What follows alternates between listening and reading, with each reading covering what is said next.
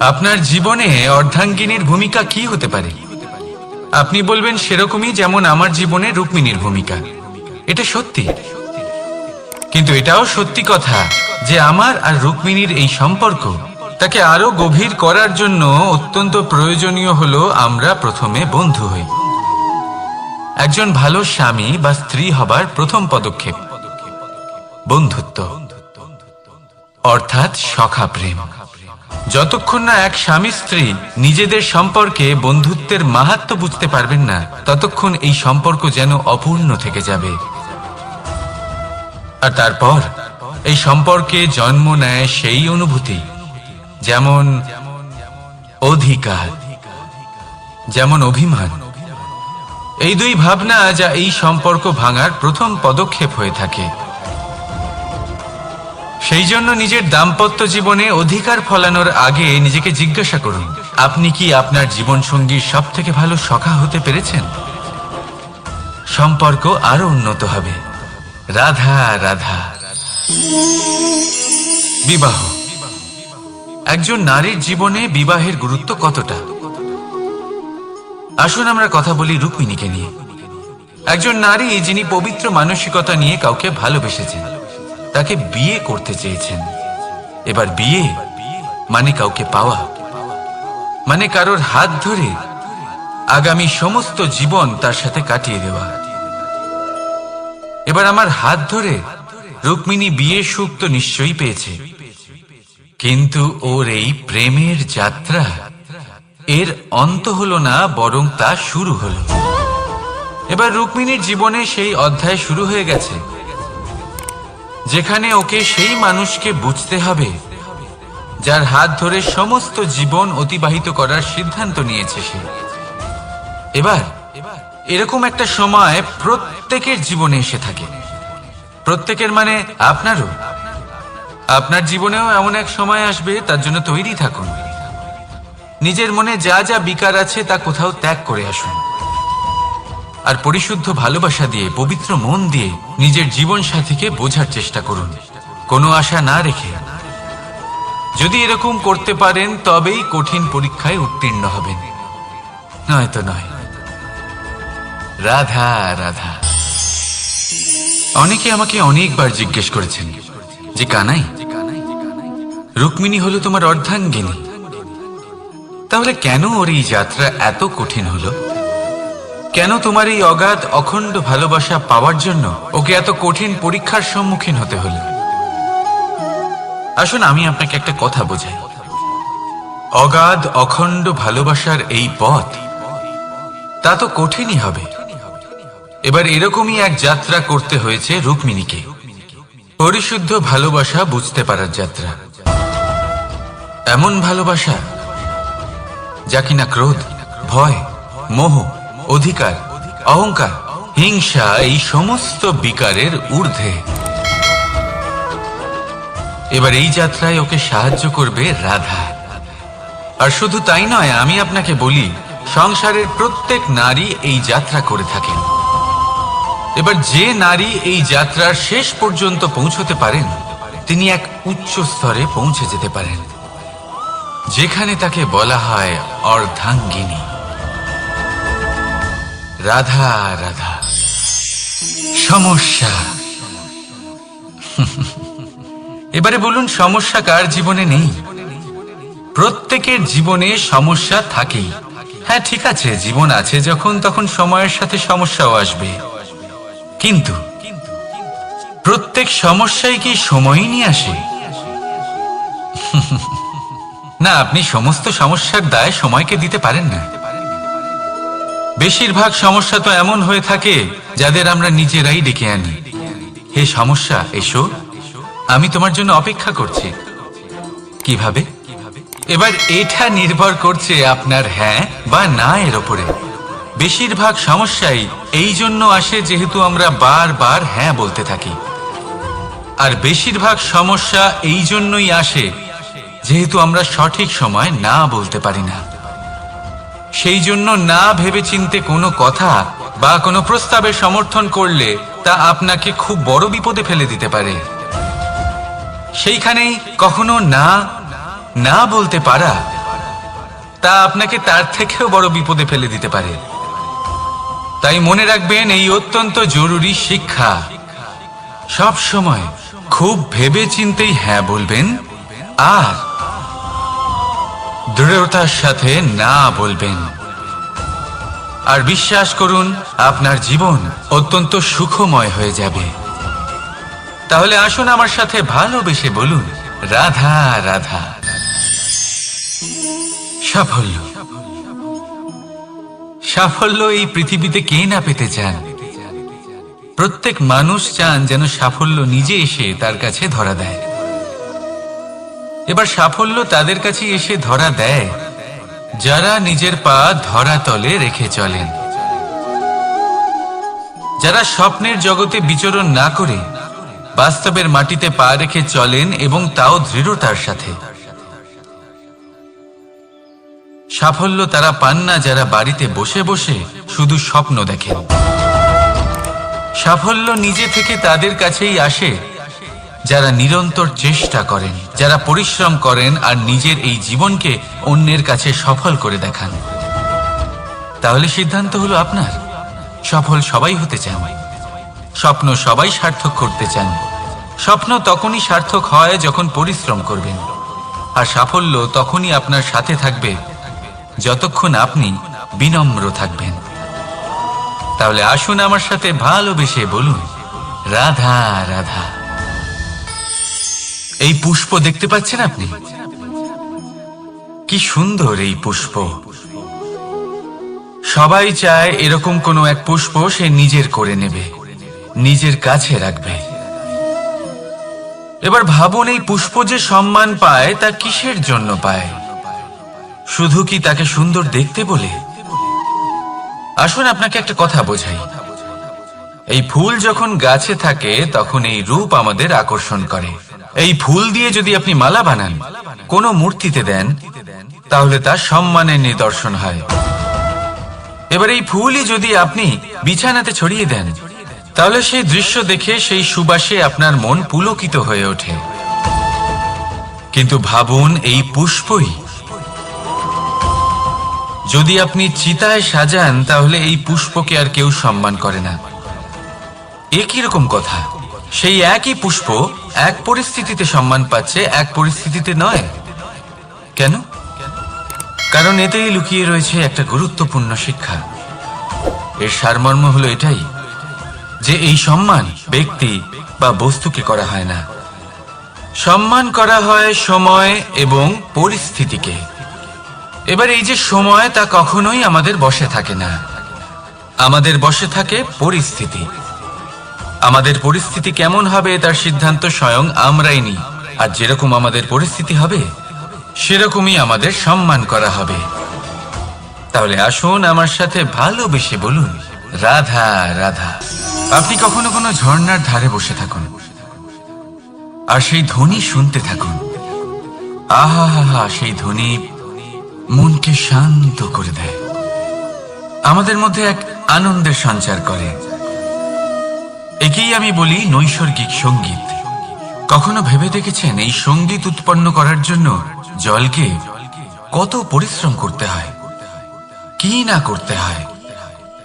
ভেবে দেখুন, সেই জল কোথা কোথা থেকে পড়েছে, কত কত পাথরের সাথে ধাক্কা খেয়েছে, কত তীক্ষ্ণ পাথরের সাথে সম্মুখীন হয়েছে, তাকে কিভাবে পার করেছে, নিজের শরীরের সাথে লেগে থাকা সেই পাথরের সাথে কিভাবে সংঘর্ষ করেছে, কিভাবে সামনে এগিয়েছে। ভাবুন, এই সব কিছু হওয়ার পরেই সেই সঙ্গীত উৎপন্ন হয়েছে। এই ঝর্ণার এই মধুর সঙ্গীত কখনো আপনার কান পর্যন্ত পৌঁছতই না যদি সেই জলের বিরোধিতা করার জন্য সেই পাথর না থাকতো। এর সারমর্ম কি হতে পারে? সারমর্ম হলো একটাই, এই সব বাধার সম্মুখীন হন, এদের থেকে দূরে পালাবেন না। কারণ এই বাধা হলো নৈসর্গিক, সবার জীবনে এই বাধা রয়েছে। তার সম্মুখীন হন, জীবনের সামনে এগোন। আর আপনিও নিজের ভেতর থেকে সৃষ্টি করুন এই নৈসর্গিক সঙ্গীত, আর এই সংসারে ছড়িয়ে দিন শান্তি আর প্রসন্নতা। রাধা রাধা। সংসারে নিয়তি অনেক কিছু নির্ধারণ করে, যেমন প্রত্যেকটি জিনিসের সীমারেখা। শরীরের মধ্যে থাকা জল, তার মাত্রাও এই নিয়তি নির্ধারিত করে রেখেছে। কি করে? দেখুন, যদি সঠিক সময়ে আপনি পরিশ্রম করে নিজের ঘাম না ঝরান, তাহলে কিছু সময় পরে আপনার চোখের জল অবশ্যই ঝরবে। কারণ সবকিছু যদি ভাগ্যের জোরে পেয়ে যাওয়া যায়, তাকে কর্মের দ্বারা সামলে রাখতে হয়। যদি পরিশ্রম করতে থাকেন, তাহলে যা পেয়েছেন তা সামলে রাখতে পারবেন, আর যা যা আপনি পেতে চান তা অবশ্যই পাবেন। কিন্তু যদি পরিশ্রমের থেকে দূরে থাকেন, তাহলে যা পেয়েছেন তা তো হারিয়ে ফেলবেনই, আর যা পেতে চান তার তো কোনো প্রশ্নই ওঠে না, আর বয়ে যাবে শুধুমাত্র অশ্রু। এবার সিদ্ধান্ত আপনার। কি ঝরাতে চাইবেন আপনি? ঘাম নাকি অশ্রু? রাধা রাধা। এই জীবনে মানুষ শুধু তিনটি জিনিসের পেছনে ছোটে: ছায়া অর্থাৎ সঙ্গী সম্মান, কায়া অর্থাৎ সুন্দর বলিষ্ঠ শরীর, আর তৃতীয় হল মায়া অর্থাৎ ঐশ্বর্য। এবার অবাক করার মতো বিষয় হলো, সময় এলে পরে এই তিনটি বস্তুই সবার আগে আপনাকে ত্যাগ করে। অন্ধকারে ছায়া আপনাকে ত্যাগ করে, বার্ধক্যে কায়া আপনাকে ত্যাগ করে, আর অন্তিম সময়ে মায়াও আপনাকে ত্যাগ করে। এগুলো কিছুই কাজে আসে না যার পেছনে আপনি সারা জীবন দৌড়েই যাচ্ছিলেন। যদি কিছু কাজে লাগে, তা হলো আপনার প্রেমপূর্ণ ব্যবহার যা আপনি সংসারকে দিয়েছেন। এ হলো সেই প্রেম যা অন্ধকারে প্রদীপ হয়ে আপনাকে আলো দেবে। এ হলো সেই প্রেম যা বার্ধক্যে হাত রূপে আপনাকে শক্তি দেবে, সহায়তা করবে। আর যখন আপনার কাছে অর্থ থাকবে না, তখন এই প্রেমই আপনাকে সামর্থ্য যোগাবে। জীবনে যদি কিছু উপার্জন করতে চান, তাহলে শুধু প্রেম উপার্জন করুন। যদি আপনিও আমার মতো দূরের কথা ভাবতে চান, তাহলে শুধুমাত্র প্রেম উপার্জন করুন। আর এখন এই প্রেম ভাব নিয়েই বলুন, রাধা রাধা। কখনো প্রদীপ জ্বালাতে গিয়ে আপনার হাত পুড়ে গেছে? একবার মনে করে দেখুন সেই অনুভূতি। এক্ষুনি মনের মধ্যে যন্ত্রণার এক অনুভূতি বয়ে যাবে। কখনো হাঁটতে হাঁটতে পায়ে কাঁটা ফুটে গেছে? মনে করুন, এক্ষুনি মনের মধ্যে যন্ত্রণার এক অনুভূতি বয়ে যাবে। এরকম কেন হয়ে থাকে? কষ্ট তো শুধু তখন হয়েছিল, কিন্তু যদি আজ মনে করেন, তাহলে সেই যন্ত্রণা আপনার মনে মাথায় থেকেই যায়। এরকম কেন হয়ে থাকে যে জীবনে যখনই আমরা যন্ত্রণার অনুভব করি, তারপর আমরা সেই যন্ত্রণা নিজের সাথে বহন করে নিয়ে চলি? কারণ হলো একটাই, চিন্তা। কোনো যন্ত্রণাই এতটা কষ্ট আমাদের দেয় না যতটা কষ্ট এই চিন্তা দেয়। তাহলে এই চিন্তা ত্যাগ করুন, আর ভাবুন যে কিভাবে নিজেকে সবসময় আনন্দে রাখা যায়। আর অতীতকাল এবং ভবিষ্যতের চিন্তা ছেড়ে দিন, এই বিষয়ে ভাবাই ছেড়ে দিন। শুধুমাত্র এটা ভেবে নিন যে আজ আমায় নিজেকে আনন্দে রাখতে হবে, যে করেই হোক। এটা করা শুরু করে দিন। তারপর আপনি দেখবেন আপনার কাল, পরশু, পরের সপ্তাহ, সমস্ত মাস, সমস্ত বছর, পরের বছর, সম্পূর্ণ জীবন আপনি শুধুমাত্র প্রসন্নতাই পাবেন। এবার আসুন এই প্রসন্নতার সাথেই বলুন, রাধা রাধা। কখনো ভেবে দেখেছেন আমরা জিহ্বার সাথে সাথে কান কেন পেয়েছি? এবার আপনি বলবেন, এ তো সহজ কথা, যাতে আমরা কথা বলার সাথে সাথে শুনতেও শিখি। এবারের আরো একটা গুরুত্ব আছে। আগে আমাকে বলুন, নিজের প্রশংসা শুনতে কার না ভালো লাগে? সবারই ভালো লাগে। এটাই হলো মূল কথা। যদি এই কান দিয়ে আপনি নিজের প্রশংসা শুনতে চান, তাহলে সর্বপ্রথম এই জিহ্বা দিয়ে অন্যের প্রশংসা করতে শিখুন। এবার প্রশংসার বিষয়ে একটা অত্যন্ত গুরুত্বপূর্ণ কথা আপনাদের বলব। কখনো যদি কারোর প্রশংসা আপনি করেন তাহলে সবার আগে সেই ব্যক্তির উৎসাহ বেড়ে যায়, আর তারপর নিজে যদি ভেবে দেখেন তাহলে নিজের মনেও সন্তুষ্টি আর প্রশান্তি চলে আসে। আর একবার যদি এই মন প্রশান্তিতে ভরে যায়, তারপরে কেউ প্রশংসা করুক বা না করুক কিচ্ছু যায় আসে না। সেই জন্য সবসময় অন্যের সম্মান করবেন, স্নেহ করবেন, প্রশংসা করবেন, সুখ ভাগ করে নেবেন। যার মধ্যে যেটা ভালো আছে তা বলুন, তাকে মনে করান তিনিও ভালো, তার উৎসাহ বাড়িয়ে তুলুন, তিনি জীবনে সামনে এগোবেন, আর এই ব্রহ্মাণ্ড আপনাকে কখনো পিছিয়ে থাকতে দেবে না। রাধা রাধা। সত্য এবং অসত্য দুটোর মধ্যে পার্থক্য কি আছে? পার্থক্য হলো অ অক্ষরটার। এবার অ দিয়ে হতে পারে আরম্ভ, অ দিয়ে হতে পারে অন্ত। সত্য হলো সেটা যেখানে সমস্ত পথের আরম্ভ হয়, অসত্য সেটা যেখানে সমস্ত পথের শেষ হয়। এবার এরা চলতে হয়তো পারে না, কিন্তু তাও ছাপ রেখেই যায়। সত্য সেই ছাপ রেখে যায় যা একটা উজ্জ্বল উৎকৃষ্ট উদাহরণ হতে পারে, আর অসত্য সেই উদাহরণ তৈরি করে যা একটা কলঙ্কিত ইতিহাস তৈরি করে। এখন আপনি আগামী সময়ের জন্য কেমন ছাপ রেখে যাবেন, এই সিদ্ধান্ত পুরোপুরি আপনার। রাধা রাধা। চলুন একটা প্রশ্ন করি। কোন মানুষকে জিজ্ঞাসা করবেন যে সে মূর্খ, অলস, বিবেকহীন, অসফল, এইসব বিশেষণ দিয়ে নিজেকে পরিচিত করতে চাইবে? না। কাউকে জিজ্ঞাসা করুন আপনি কি মূর্খ? না। আপনি কি অসফল হয়েছেন? না। আপনি কি বিবেকহীন? না। এবার বলুন আপনি জীবনে মূর্খ ও বিবেকহীন হবার জন্য কোনো ভালো পরিকল্পনা বানিয়েছেন? উত্তর পাবেন না। কারণ কোনো পরিকল্পনা বানানো হয় না যাতে আপনি মূর্খ বা অসফল হন। মানুষ মূর্খ বা অসফল তখন হন যখন কোনো পরিকল্পনাই থাকে না।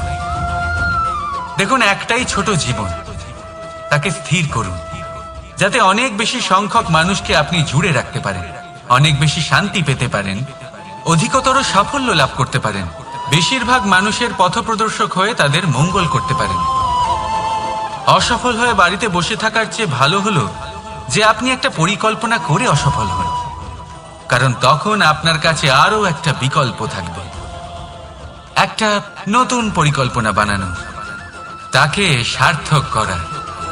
কারণ এমন কোনো পরিকল্পনা তো অবশ্যই থাকবে যা আপনাকে আপনার লক্ষ্যে পৌঁছে দেবে, তাই তো? রাধা রাধা।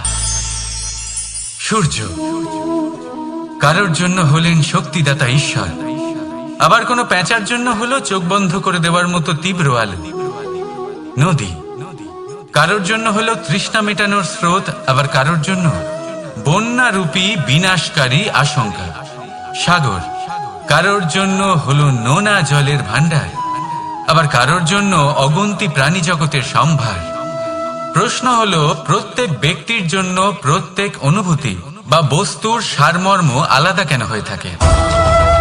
যা কারোর জন্য হলো বিষ তা অন্য কারোর জন্য অমৃত কেন? যা কারোর জন্য অমৃত তা অন্যের জন্য বিষ কেন? উত্তর বড়ই সোজা। আমরা বস্তু বা অনুভূতিগুলিকে সেভাবে দেখি না যেরকম তা হয়ে থাকে। আমরা বস্তু বা অনুভূতিকে সেভাবে দেখি যেরকম আমরা হয়ে থাকি। এবার এর উপায় কি হতে পারে? নিজেকে পরিশুদ্ধ করুন, সব কিছুই শুদ্ধ হবে। রাধা রাধা। প্রেম, ঘৃণা, এই দুই হলো একই শব্দ। কিভাবে? দেখুন না, দুটোতেই আড়াই অক্ষর রয়েছে। দুটোই হলো সেই অনুভূতি যা আমাদের মনের সাথে জড়িত, আর এই দুই অনুভূতির সাথেই জড়িত মানুষ আমাদের জন্য গুরুত্বপূর্ণ। পার্থক্য শুধু এটাই যে প্রেম পায় সম্মান আর ঘৃণাকে করা হয় অবজ্ঞা। এরকম কেন? কারণ প্রেম হলো সেই অনুভূতি যেখানে মানুষ সবকিছু দিয়ে দিতে চায়, সবকিছু লুটিয়ে দিতে চায়। সেখানে ঘৃণা হলো এমন অনুভূতি যেখানে মানুষ সবকিছু কেড়ে নিতে চায়, সবকিছু জিতে নিতে চায়। তাও প্রেমের অনুভূতি কখনো আপনাকে হারতে দেয় না, আর ঘৃণার অনুভূতি কখনো আপনাকে জিততে দেয় না। এবার কি করবেন আপনি? একটাই জীবন, ঘৃণার সাথে বাঁচবেন নাকি প্রেমের সাথে? আমি তো প্রেমকেই চয়ন করব। রাধা রাধা।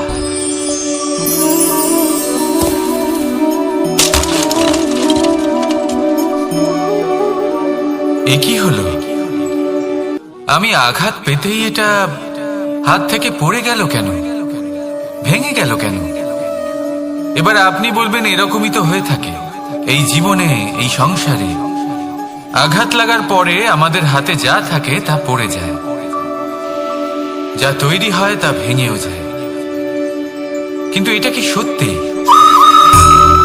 আপনাকে একটা কথা বলে রাখি, আঘাত পেয়ে পড়ে যাবার পরে সংসারের যে কোনো বস্তুই হাত থেকে পড়ে যাক না কেন, সাফল্য অবশ্যই আসে।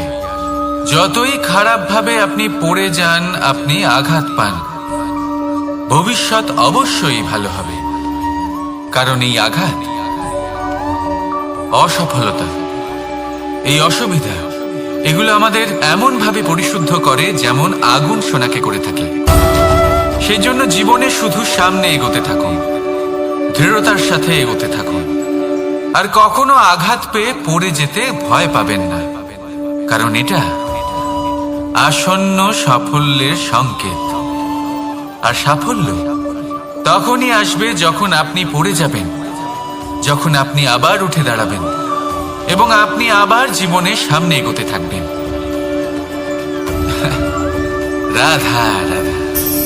সময় অত্যন্ত কঠোর প্রভু। আপনি অনেক লোককে এটা বলতে শুনে থাকবেন, আমার কাছে এত সময় নেই, এই কাজে আসলে অনেক সময় লেগে যাবে, এই বিষয়ে ভাবার জন্য আমার সময় লাগবে। আচ্ছা, আমি আপনাকে একটা কথা বলে রাখি, যদি আপনি এটা নিশ্চিত করার জন্য বেশি সময় নিয়ে ফেলেন যে আপনার কি করা উচিত, তাহলে সময় এটা নিশ্চয়ই করে নেবে যে আপনার সাথে কি করা যেতে পারে। কারণ এই সময় এ কিন্তু অত্যন্ত কঠোর। যতক্ষণ আপনার সাথে রয়েছে এর সমাদর করতে শিখুন, এর সম্মান করতে শিখুন, এর সদ্ব্যবহার করতে শিখুন। যদি এরকম না করেন তাহলে এই সময়ের নিজেকে আর আপনাকে বদলাতে অধিক সময় লাগবে না। তাহলে আসুন, এবার সময় এসে গেছে ভালোবেসে বলার রাধা রাধা। এই পাথর দেখছেন আপনি, নদীর তলদেশে পাওয়া যায়। প্রয়াস করতে থাকে যাতে নদীর জল প্রবাহকে আটকাতে পারে। আটকাতে কি পারে? কখনোই নয়, বরং তার ধারালো কোণাগুলো মসৃণ হয়ে যায়। এবার এ থেকে কি শিক্ষা পাওয়া যায়?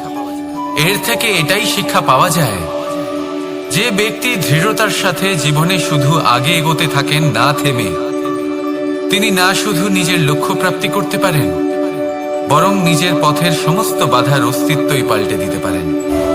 তাহলে আপনি কি হতে চাইবেন? সেই ব্যক্তি যিনি নিজের বাধাকে দূরে ঠেলে আগে এগোতে পারেন, নাকি সেই ব্যক্তি যিনি অন্য কারোর পথে বাধা হয়ে থেকে তার নিজের অস্তিত্বই হারিয়ে ফেলেন? সিদ্ধান্ত হলো আপনার। রাধা রাধা।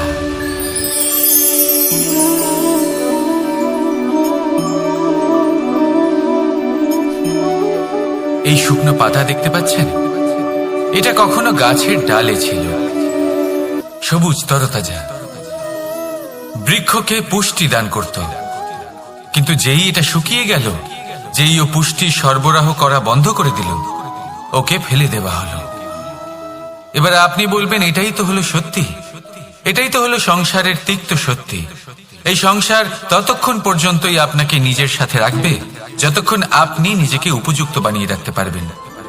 আমি এটা বলবো না যে এটা হলো মিথ্যে, কিন্তু এটা অবশ্যই বলবো যে এটা সম্পূর্ণ সত্যি নয়। সম্পূর্ণ সত্যি হলো এটাই যে যদি আপনি চান তাহলে চিরকালের জন্য সংসারকে পুষ্টি দান করতে পারেন, আর চিরকালের জন্য সংসার আপনাকে নিজের সঙ্গে রাখতে পারে। কিভাবে? এই শুকনো পাতার উদাহরণই আপনাকে দিচ্ছি। এই শুকনো পাতা প্রথমে টুকরো হবে, তারপরে বৃষ্টির জলের সাথে গলে যাবে, তারপর সার হবে, তারপর সেই বৃক্ষের গোড়াতেই সমাহিত হবে, একটা নতুন অঙ্কুরকে একটা নতুন জীবন দেবে। তাহলে আপনি ভাবুন আপনি নিজের জীবনের সাথে কি করতে চান।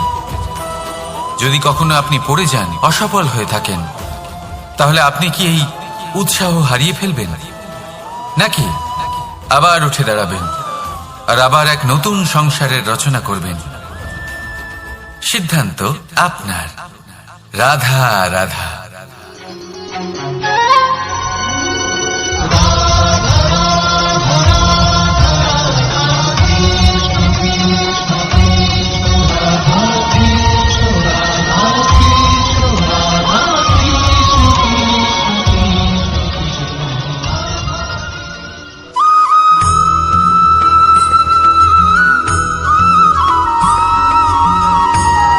কখনো কখনো আমরা খুব ব্যথিত হয়ে পড়ি। আমরা নিজেদের পরিবারের জন্য এত কিছু করি আর তারা আমাদের দেখলেই ভয়ভীত হয়ে পড়ে, আমাদের দেখলে বিরক্ত হয়। কখনো নিজেদের সন্তানকে বিকাশের পথে অগ্রসর করার জন্য আমরা তাদের উপর একটু জোর দিই যাতে তারা পরিশ্রম করে, কিন্তু সেই সন্তান আমাদের উপর বিরক্ত হয়ে পড়ে।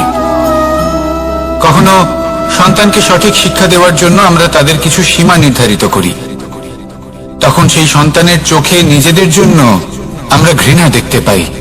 মানুষ কেন ব্যথিত হবে না? দেখুন, যখন সূচের দ্বারা আপনি বস্ত্র সেলাই করেন, তখন সূচের আঘাত সেই বস্তুকে সহ্য করতে হয়, কিন্তু তাতে সেই সূচ বা আপনার উদ্দেশ্যে কোনো প্রভাব পড়া উচিত নয়, কারণ আপনি তো আপনার কর্ম করছেন, আর তাও পূর্ণ নিষ্ঠা ভরে, এবং অবশেষে আপনার উদ্দেশ্য শুভ প্রমাণিত হবে। তাই কেউ বিরক্ত হচ্ছে বলে বা কারোর চোখে নিজের প্রতি ঘৃণা দেখার ভয় কখনো পিছিয়ে যাবেন না। কষ্ট না করে বিকাশ সম্ভব নয়। কর্ম করতে থাকুন, সবকিছু শুভ হবে। আসুন আমার সাথে ভালোবেসে বলুন রাধা রাধা। মাতা পিতার মনে সবসময় এই বাসনা বাস করে যে ওনাদের সন্তানের যেন মঙ্গল হয়। নিজের সন্তানকে সেই সবকিছু দেওয়ার সবসময় চেষ্টা করতে থাকেন যেগুলো তারা নিজেরা নিজেদের জীবনে কখনো পেতে পারেননি, এবং এই প্রক্রিয়ায় সব থেকে গুরুত্বপূর্ণ বিষয়টি ভুলে যান, নিজের সন্তানকে সেই জিনিস দেওয়া যেটা উনি সব থেকে আগে পেয়েছেন। আমি ধনের কথা বলছি না, আমি বলতে চাইছি নিজের অভিজ্ঞতা দ্বারা ওনারা যে মানসিক স্থিতি লাভ করেছেন, ওনারা যে মর্যাদা লাভ করেছেন, যে শিক্ষা ওনারা লাভ করেছেন, সবার আগে নিজের সন্তানকে সেটা দেওয়া প্রয়োজন। সেটা যদি নিজের সন্তানকে দিতে পারেন, তাহলে এই সন্তান জীবনে তার পথে এগোতেও পারবে, ধন অর্জনও করতে পারবে এবং শক্তিশালী অনুভবও করতে পারবে। সেই জন্য সন্তানকে সবার আগে সেটা দান করুন যেটা সব থেকে বেশি মূল্যবান। সেটা দিন যেটা আপনি সবার আগে লাভ করেছেন। আসুন আমার সাথে ভালোবেসে বলুন রাধা রাধা। ধন, সম্পদ, ঐশ্বর্য, মানুষ হয় নিজের সৌভাগ্যের দ্বারা এগুলো লাভ করে থাকেন বা কর্মের দ্বারা। সৌভাগ্য আসলে কি? গ্রহের দশা যা প্রত্যেক মুহূর্তে বদলাতে থাকে। কর্মের মাধ্যমে যখন আপনি ধন অর্জন করেন, তখন সেই ধন আপনার আগামী প্রজন্ম লাভ করে। সেটা হয় সে ভোগ করে বা তার জন্য তার ভোগান্তি হয়, আর এটা নির্ভর করছে আপনার কর্মের ওপরে। কি কর্ম করেছেন আপনি সেই ধনকে লাভ করার জন্য? যদি আপনি সৎ পথে চলেন, নিষ্ঠা ভরে আপনি কর্ম করে থাকেন এবং তার ফলে আপনি ধন অর্জন করে থাকেন, তাহলে আপনার আগামী প্রজন্ম সেটা ভোগ করবে, সেটা প্রয়োগ করবে নিজের বিকাশের জন্য।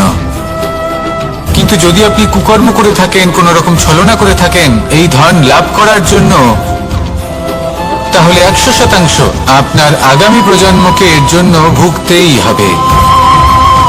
তাহলে আপনি কি চাইবেন, যে আপনার আগামী প্রজন্ম সুখ ভোগ করবে, নাকি আপনার কুকর্মের পরিণাম ভোগ করবে? নির্বাচন আপনারই। আসুন আমার সাথে ভালোবেসে বলুন, রাধা রাধা। কর্ণ, সূর্যপুত্র কর্ণ, স্বয়ং সূর্যের পুত্র, দেবী কুন্তীর প্রথম পুত্র। সেই কর্ণ যার একটি বাণ আমার রথকে, সেই রথ যার উপর মহাবলী অর্জুন বিরাজমান ছিলেন, যার পতাকায় স্বয়ং হনুমান ছিলেন, সেই রথকে তার একটি বাণ ধসিয়ে দিতে পেরেছিল। দৈব কবচ কুণ্ডলধারী কর্ণ, সেই কর্ণ যুদ্ধক্ষেত্রে নিজের সমাপ্তির সম্মুখীন হলেন। কারণ কি ছিল? নির্বাচন। দুর্যোধনের সাথে বন্ধুত্ব রাখার জন্য, তার অনুচিত কর্মে কোনোদিন কোনো প্রতিবাদ করেননি, তাকে সঙ্গ দিয়েছেন এই নির্বাচন। যখন দ্রৌপদীর বস্ত্রহরণ হচ্ছিল, তখন তাকে বাধা দেওয়ার বদলে নীরব থাকার নির্বাচন, তার বিরোধিতা কখনো না করার নির্বাচন, এই নির্বাচনই কারণ হয়ে দাঁড়ালো কর্ণের পতনে। এই সংসারে সবার উপকার আপনি স্বীকার করতে পারেন, তাকে সম্মানও করতে পারেন, কিন্তু তার সামনে এতটাও নত হবেন না যে নিজের অন্তর্মনের কথাটা আপনি শুনতে না পান। নির্বাচন যদি ধর্মসঙ্গত হয়, তবেই তা শুভ হয়। আসুন আমার সাথে ভালোবেসে বলুন, রাধা রাধা। ভীষ্ম, একটা মহান নাম, দেবী গঙ্গার সুপুত্র। স্বয়ং বৃহস্পতি এবং পরশুরাম ছিলেন ওনার শিক্ষাগুরু। অত্যন্ত মহান যোদ্ধা ছিলেন, কিন্তু এই মহান যোদ্ধা, ইনি ইতিহাসে আজ পর্যন্ত সেই সম্মান পেলেন না যার উনি যোগ্য ছিলেন। কারণ নির্বাচন। রাজ সিংহাসনের সেবা করার প্রতিজ্ঞা নিয়েছিলেন উনি। এবার রাজ সিংহাসনে যেই বসুক না কেন, তার সেবা করা, তার প্রত্যেক আদেশ পালন করা, এটাই ছিল ওনার প্রতিজ্ঞা। তা সেই ব্যক্তি উচিত হোক বা অনুচিত, সে উচিত পথে চলুক বা অনুচিত পথে চলুক, সুপাত্র হোক বা কুপাত্র, উনি তার সেবা করতে থাকলেন, তার প্রত্যেক আদেশ পালন করতে থাকলেন, নিজের প্রতিজ্ঞা পালন করতে থাকলেন। ধৃতরাষ্ট্র নেত্রহীন অবশ্যই ছিলেন, কিন্তু এতটাও নেত্রহীন ছিলেন না যে উনি প্রজাদের চোখের জল, ধর্ম অধর্ম দেখতে পাবেন না। উনি সব বুঝতে পারতেন। আর এদিকে ভীষ্ম নিজে প্রতিজ্ঞাবদ্ধ হয়েছিলেন। দুর্যোধন অনুচিত পথে চালিত হচ্ছিল, তাও উনি তাকে সঙ্গ দিতে থাকলেন। আর পরিণামস্বরূপ আজ পর্যন্ত ইতিহাসে উনি সেই স্থান পেলেন না, সেই সম্মান পেলেন না যার যোগ্য উনি ছিলেন। যদি আপনি কোনো প্রতিজ্ঞা করে থাকেন, তা সে যতই কোনো উচিত কারণের জন্য হোক না কেন, যদি আস্তে আস্তে সময়ের সাথে সেই প্রতিজ্ঞা আপনাকে অনুচিত পথে চালিত করে অধর্মের পথে নিয়ে যায়, পাপের পথে নিয়ে যায়, তাহলে সেই প্রতিজ্ঞা ভঙ্গ করা অত্যন্ত আবশ্যক। সময় অনুসারে নিজেকে বদলানো আবশ্যক, নয়তো এই প্রতিজ্ঞা আপনাকে দিয়ে পাপ কর্ম করাবে, কুকর্ম করাবে, আর আপনার বিনাশের কারণ হবে। আসুন আমার সাথে ভালোবেসে বলুন, রাধা রাধা। অশ্বত্থামার মৃত্যু হলো। কেউ জানে না সে মানুষ নাকি হাতি। এই বাক্য কে বলেছিলেন? সাক্ষাৎ ধর্মরাজ যুধিষ্ঠির। সেই যুধিষ্ঠির যিনি নিজের জীবনে কখনো মিথ্যে বলেননি, কিন্তু উনি এমন কিছু নির্বাচন করেছিলেন যার জন্য চিরকাল শুধুই মহারাজ যুধিষ্ঠির হয়ে থেকে গেলেন, কখনো অভিমন্যুর সমান হতে পারলেন না। যখন দ্রুত ক্রীড়ার আমন্ত্রণ এসেছিল তখন মহারাজ যুধিষ্ঠির সেটা অস্বীকার করতেই পারতেন, কিন্তু করলেন না। অহংকারের জন্য সেই আমন্ত্রণ গ্রহণ করলেন উনি, এবং অহংকারের জন্য করা এই নির্বাচন উনাকে সাধারণ করে রেখে দিল। নিজের গুরু দ্রোণাচার্যকে পরাজিত করার জন্য একটি মিথ্যে কথা বলেছিলেন। অশ্বত্থামা মারা পড়েছে, আর তারপর গ্লানিমাখা কণ্ঠে ধীর স্বরে বলেছিলেন, জানি না সে মানুষ না হাতি, কিন্তু অর্ধসত্য হোক বা সত্য লুকোনো হোক, তা হলো মিথ্যের সমান, এবং প্রত্যেকটি কর্মের ফল মানুষ অবশ্যই ভোগ করে। এই নির্বাচনের কারণে যুধিষ্ঠিরকেও নরকবাস করতে হয়েছিল। তাই নিজের কর্ম শ্রেষ্ঠ করে তুলুন, কারণ এটাই সুনিশ্চিত করবে যে আপনি এই সংসার থেকে বিদায় নেওয়ার পরেও জীবিত থাকবেন নাকি নয়। আসুন আমার সাথে ভালোবেসে বলুন, রাধা রাধা। মহাভারতে অনেক যোদ্ধারা অংশগ্রহণ করেছিলেন। সবাই ছিলেন শ্রেষ্ঠ কুলের। কেউ কেউ ছিলেন বড় বড় রাজ্যের রাজা, কেউ কেউ ছিলেন দেবতার পুত্র। এনারা সবাই অংশ নিয়েছিলেন। এনারা সবাই শ্রেষ্ঠ কুলের, প্রত্যেকে ভালো পরিবেশ পেয়েছেন। কিন্তু সেখানেই অন্যদিকে ছিল বারবারিক, অসুরপুত্র বারবারিক। এবং এই অসুরপুত্র বারবারিকই এই সময় দাঁড়িয়ে ভগবান রূপে স্থাপিত হয়ে আছেন। পুজো করা হয় তাকে। কারণটা কি? নির্বাচন। বারবারিক একটি দ্বন্দ্বের মধ্যে ছিলেন, ঠিক যেমন প্রত্যেক যোদ্ধার জীবনে দ্বন্দ্ব এসে থাকে। তখন সে কি নির্বাচন করবে সেটা হলো অত্যন্ত গুরুত্বপূর্ণ। বারবারিকের কাছে এত শক্তি ছিল যে একটি মাত্র বাণ প্রয়োগ করে সবাইকে নাশ করতে পারত। দ্বন্দ্ব ছিল একটাই, যে ও নির্বাচন করতেই পারছিল না কোন পক্ষ হয়ে যুদ্ধ করবে। ওর নির্বাচন ছিল এটাই যে ও কোনো পক্ষের হয়েই যুদ্ধ করবে না, বরং নিজের মস্তক সে দান করবে। আর এই কর্মের কারণে, এই নির্বাচনের কারণে আজকের সময়ে দাঁড়িয়ে ওকে ঘাটুশ্যাম রূপে পুজো করা হয়। মনে রাখবেন, শুধু আপনার ব্যক্তিত্ব গুরুত্বপূর্ণ নয়, আপনি কোথা থেকে আসছেন, কোন কুলে আপনার জন্ম, শুধুমাত্র সেটা গুরুত্বপূর্ণ নয়। সব থেকে বেশি গুরুত্বপূর্ণ হলো আপনার কর্ম, আপনার নির্বাচন।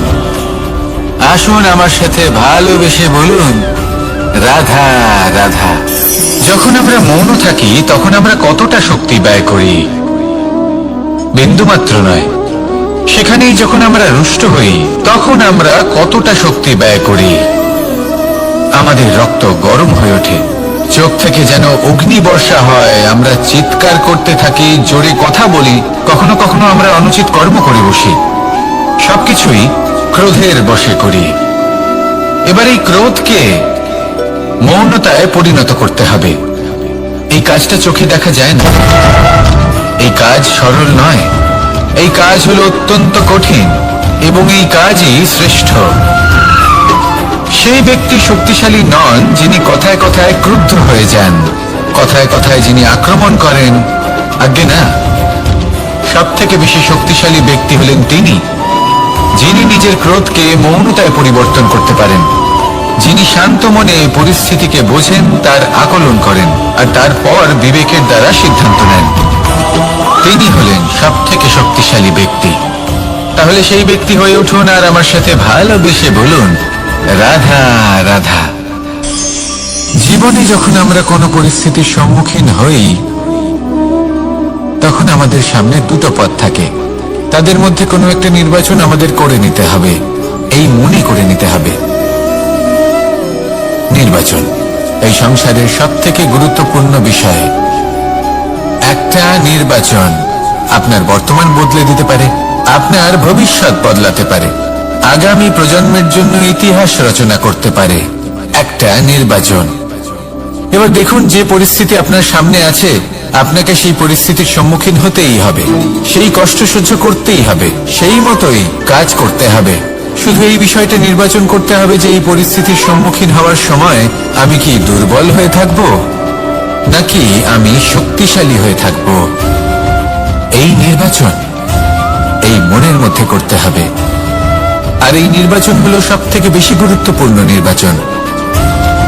যদি নিজের মনকে শক্তিশালী করে তুলে সেই পরিস্থিতির সম্মুখীন হন, তাহলে কিছুই আপনাকে বাধা দিতে পারবে না।